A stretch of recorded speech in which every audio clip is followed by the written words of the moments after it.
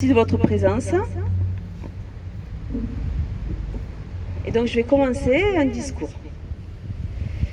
Donc mesdames, messieurs les députés, chers collègues, monsieur le maire, mesdames et messieurs les élus, chers amis, chers habitants de Carmaux et du Tarn. Pour perpétuer la tradition, j'ai tenu à ce que nous puissions nous retrouver en ce jour si particulier.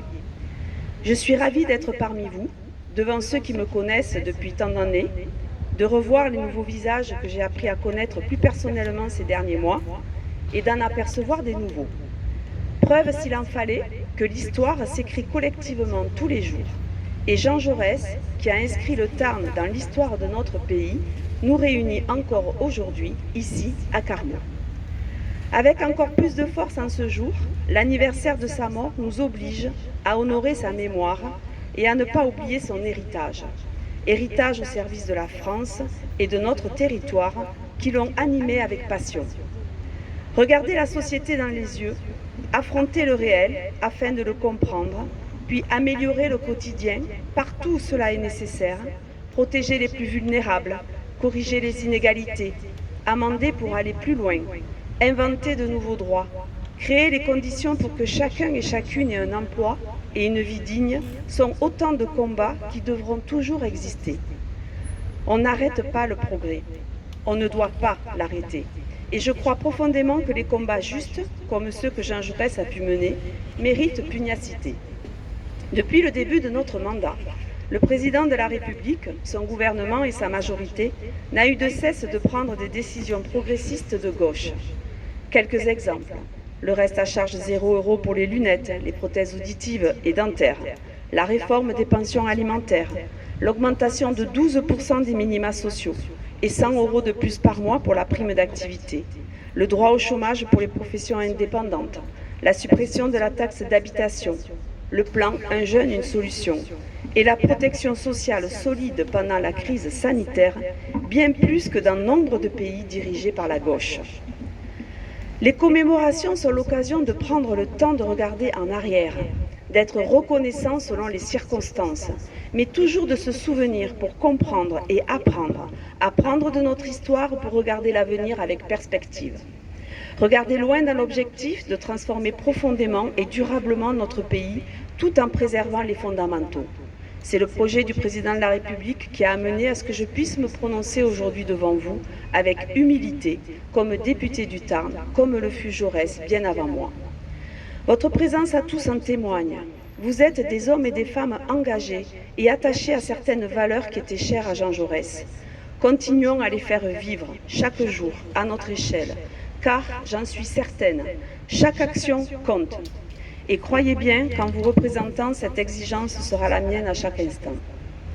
Si nos forces se retrouvent, je sais que nous nous montrerons à la hauteur de ce qu'attendent les Français, à la hauteur de l'héritage du grand homme que Jean Jaurès a été. Je ne vais pas là refaire l'histoire de Jaurès, ni reparler de ses combats, ni retracer ses pensées multiples qui irriguent encore aujourd'hui nos réflexions et la vie politique de notre pays. Juste vous dire que 107 ans après, la pensée de Jaurès est toujours vivante. Et au vu de la période que nous avons vécue et que nous vivons encore, les décisions qui sont prises le sont avec responsabilité, sans pour autant avoir la certitude que ce sont les meilleures décisions. Mais voilà, il faut les prendre et il faut avoir du courage. Ce même courage dont Jean Jaurès parlait aux lycéens d'Albi dans son fameux discours à la jeunesse. C'est par ces mots que je voudrais conclure. Ces mots sur le courage qui sonnent avec une extraordinaire modernité encore aujourd'hui.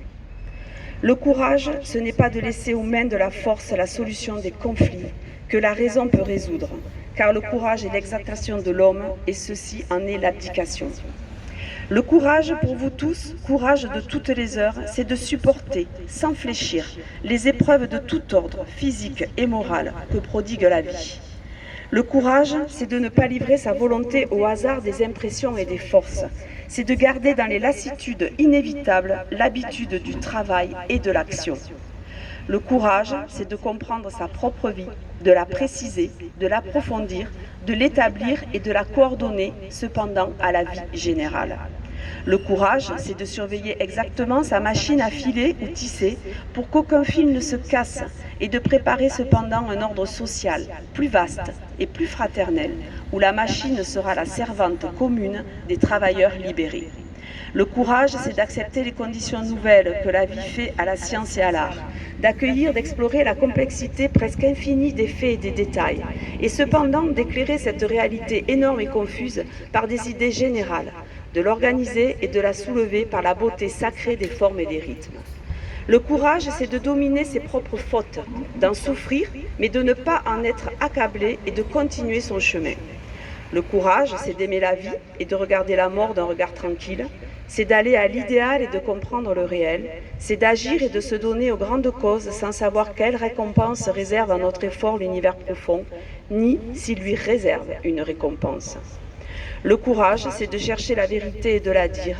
C'est de ne pas subir la loi du mensonge triomphant qui passe et de ne pas faire écho de notre âme, de notre bouche et de nos mains aux applaudissements imbéciles et aux huées fanatiques.